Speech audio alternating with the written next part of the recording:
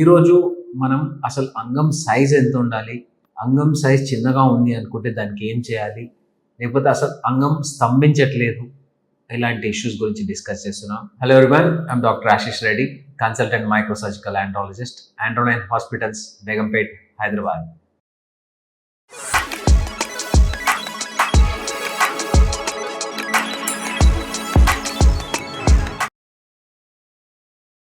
మొదటిగా నార్మల్గా చూసుకుంటే అంగం ఎవ్వరికి కూడా చిన్నగా ఉండదు. చాలా మందికి ఇది ఇంకా ఎన్నిసార్లు మేము వీడియోస్ చేస్తున్నా, ఎన్నిసార్లు దీని గురించి టీవీలలో చెప్తున్నా కానీ పబ్లిక్లో ఉన్న ఒక డౌట్ ఏంటంటే నా అంగం చిన్నగా ఉంది అని మీరు మైండ్లో పెట్టుకుంటారు.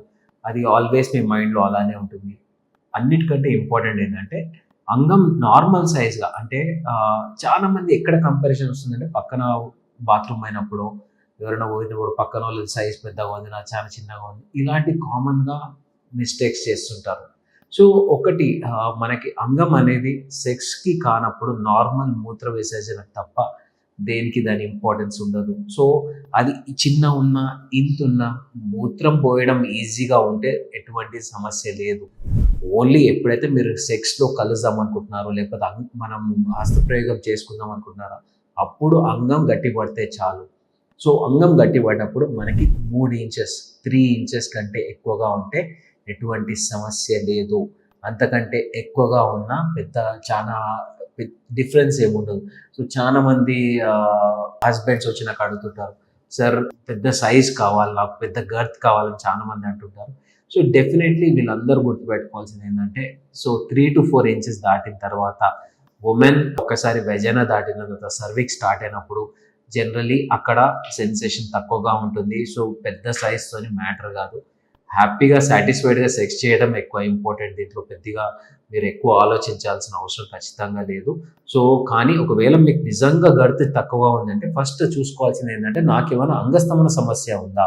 జనరలీ అంగం లోపల ఫ్లో సరిగా లేనప్పుడు కూడా గర్త్ కూడా పెద్దగా అవ్వదు, నార్మల్గా సన్నగానే ఉంటుంది.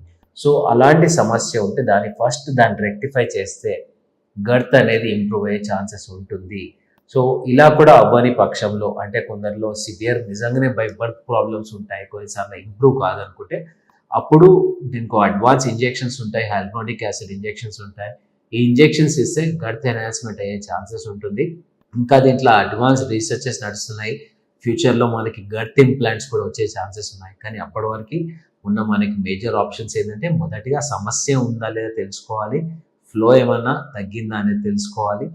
అండ్ ఫ్లో తగ్గితే మాత్రం డెఫినెట్లీ ఫ్లోని ఇంప్రూవ్ చేసుకుంటే గర్త్ ప్రాబ్లం వెళ్ళిపోవచ్చు. ఒకవేళ లేదు గర్త్ ఎన్హాన్స్మెంట్ అయితలేదు, ఎన్ని ట్రై చేసినా అంటే అప్పుడు ఇంజెక్షన్స్ మనం ఖచ్చితంగా ట్రై చేయొచ్చు.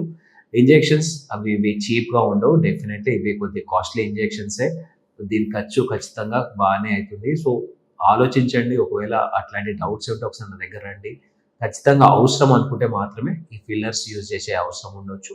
లేకపోతే చాలా వరకు కేసెస్లలో మనము అంగస్తంభన సమస్యను రెక్టిఫై చేస్తే ఈ గర్త్ ఎన్హాన్స్మెంట్ కూడా ఆటోమేటిక్గా జరిగిపోతుంది. ఫర్దర్గా ఏమైనా డౌట్స్ ఉంటే కింద కామెంట్స్ తెలియజేయండి, లేకపోతే వచ్చినట్టు కలవండి. Thank you so much.